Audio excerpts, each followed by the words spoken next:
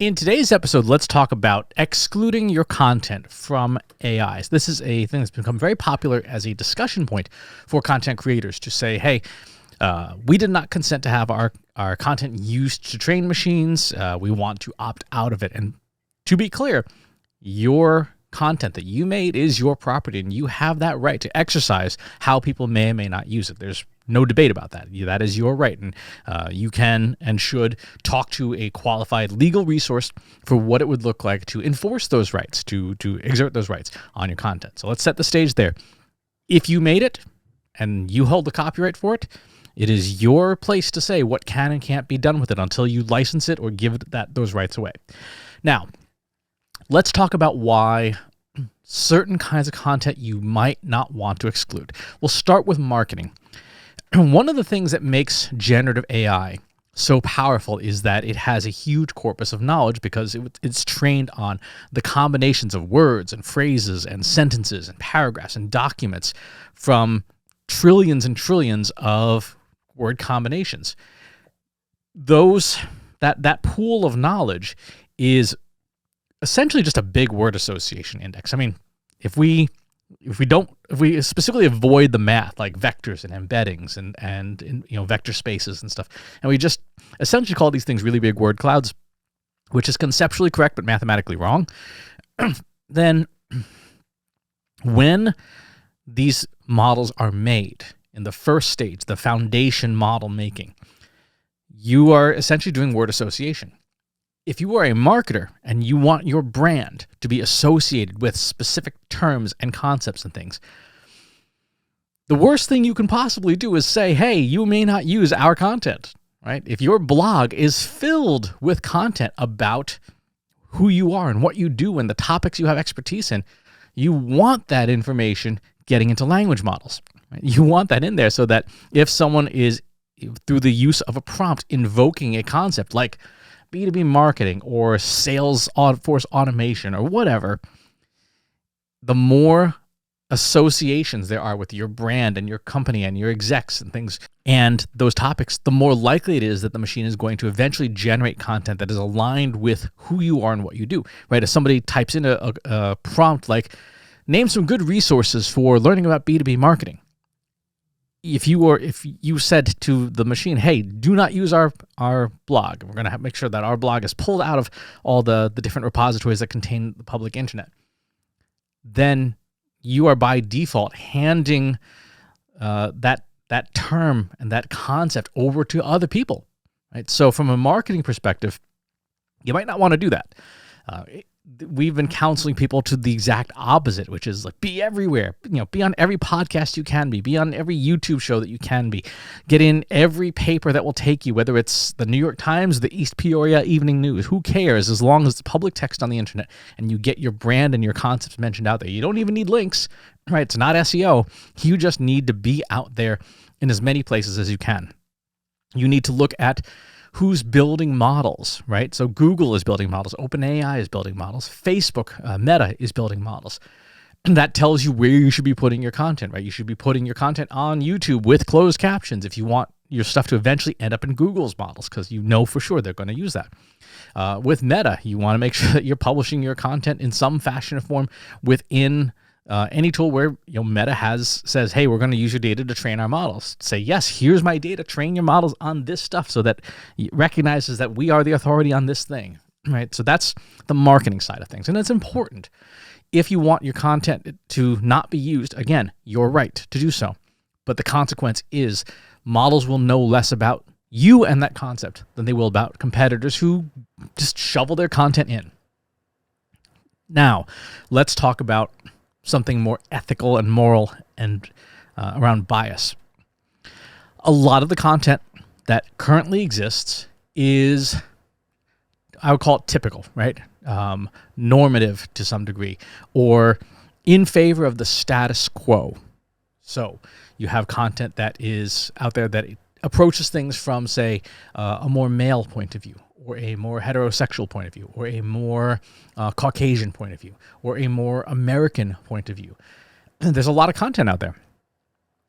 If you are a member of any underrepresented group whether it is sexual orientation, gender identity, ethnicity, religion, whatever.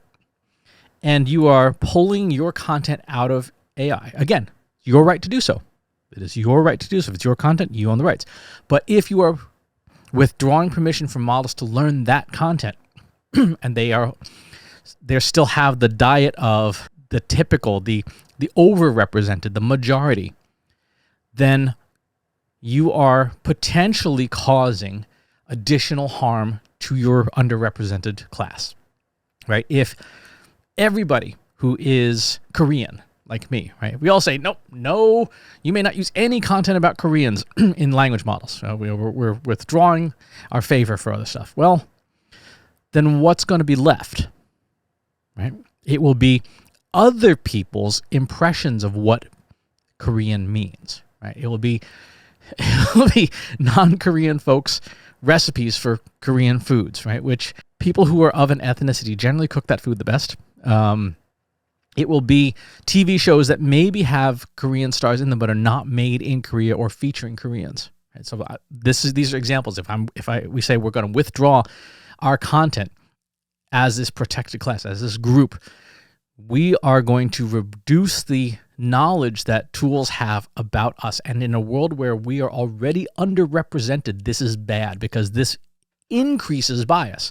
This increases bad representations. This increases beliefs that are incorrect, founded on bad data, on assumptions that other people have made. And bear in mind, models are trained on as much public text as they can get a hold of, which means they are trained on history, right? You're talking about pulling in data, things like the Constitution of the United States of America, which is a document that was written, more than 200 some odd years ago. The concepts within it, kind of out of date, right?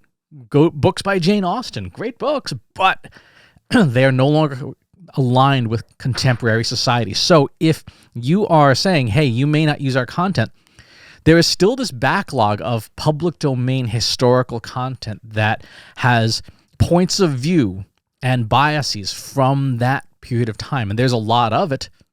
And because it's all public domain, it is usable for free by model makers. So if you say you may not use any copyright data, well, then you're automatically saying you may not use information from after 1925, right, or 1923. Was the world in 1923 fair and representative and equal rights for who you are? Right? Because if you say you may not use this content, you may only use things that you have that are not copyrighted, you are saying we're going to focus on materials that were made prior to that date. That's when copyright runs out. I would not want to live as a person who is an ethnic minority in the USA. I would not want to live in 1923 America. I would not want to live there. People who look like me would be very heavily penalized, discriminated against. And if we make AI that is essentially frozen in time at 1923 because we've said you may not use copyrighted works, it's going to be heavily biased towards that world and the world that preceded it. And that's not a world that I want my machines to learn either. So give some thought. Be thoughtful about what content you do and do not give to AI, right? What you do and don't give to the for-profit entities who are making these things. Again, I'm not saying that these companies should just have free reign to do whatever they want with other people's property. That's not at all what we're saying. You have property rights. But the consequences of enforcing those property rights rigidly without providing some alternatives, it can be problematic. It can have unforeseen consequences. What does the ideal situation look like? It looks like any other form of property rights, which is if you want to use my property, you have to pay some kind of licensing fee for it, right? The music industry does this. The television industry does this. Everybody understands licensing. So the question is then, what does either a model that is put together by the community that is filled with voluntary information look like? Or what does a licensing scheme look like that's provided to copyright owners and copyright holders to say, yep, here is what you're allowed to use in exchange for these economic benefits. Give this some thought.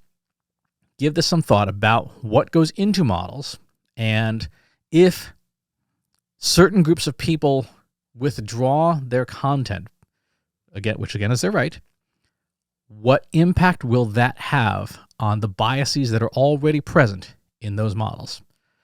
That's the show for today. Thanks for tuning in. We'll talk to you next time. If you enjoyed this video, please hit the like button. Subscribe to my channel if you haven't already. And if you want to know when new videos are available, hit the bell button to be notified as soon as new content is live.